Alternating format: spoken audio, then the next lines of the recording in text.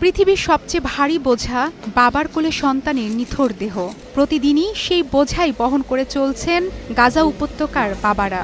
শনিবার গাজার আল শাতি শরণার্থী শিবিরে ইসরায়েলের ড্রোন হামলায় মারা যায় ৭ মাসের জুহাদ সালাম আল আক্তার।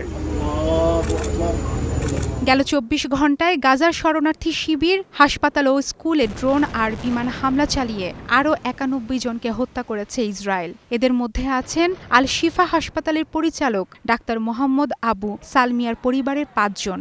একটি স্কুলে হামলা চালিয়ে হত্যা করা হয় আরও ৪ জনকে। এ নিয়ে ২০২৩-এর অক্টোবর থেকে এখন পর্যন্ত মোট নিহতের সংখ্যা বেড়ে দাঁড়ালো অন্তত ৬৫,২০০ জন।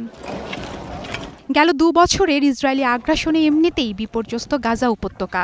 এখনও যে কটি ভবন দাঁড়িয়ে আছে সেগুলো গুঁড়িয়ে দিতে বিস্ফোরক ভর্তি রোবট ব্যবহার করছে ইসরায়েল। ২ সপ্তাহের মাটির সাথে মিশে গেছে আরও ২০টি ভবন। গাজার পূর্বাঞ্চলের নিয়ন্ত্রণ নেয়ার পর এবার কেন্দ্রস্থল ও পশ্চিমাঞ্চলে অভিযানের প্রস্তুতি নিচ্ছে ইসরায়েল। এলাকা দুটি গাজাবাসীর শেষ আশ্রয়। এখানেই আশ্রয় নিয়েছে বাস্তুচ্যুত বেশিরভাগ বাসিন্দা। এর মধ্য দিয়ে পুরো ভূখণ্ডই নিজেদের দখলে নেয়ার পথেই হাঁটছে। ইসরায়েলের নতুন স্থল অভিযান নিয়ে হুঁশিয়ারি দিয়েছে হামাস। টেলিগ্রামে প্রকাশ করা হয়েছে ইসরায়েলি জিম্মিদের ছবি। হামাস বলেছে, ইসরায়েলি অভিযান চললে জিম্মিরা ঝুঁকিতে পড়বেন।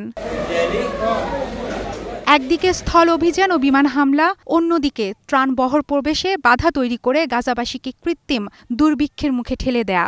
এক মুঠো খাবারের অভাবে অপুষ্টিতে মারা যাচ্ছে গাজার শিশুরা, যেমন ৮ বছরের মোহাম্মদ শাহিন। মারফতুন্নুর রুচি, স্টার নিউজ।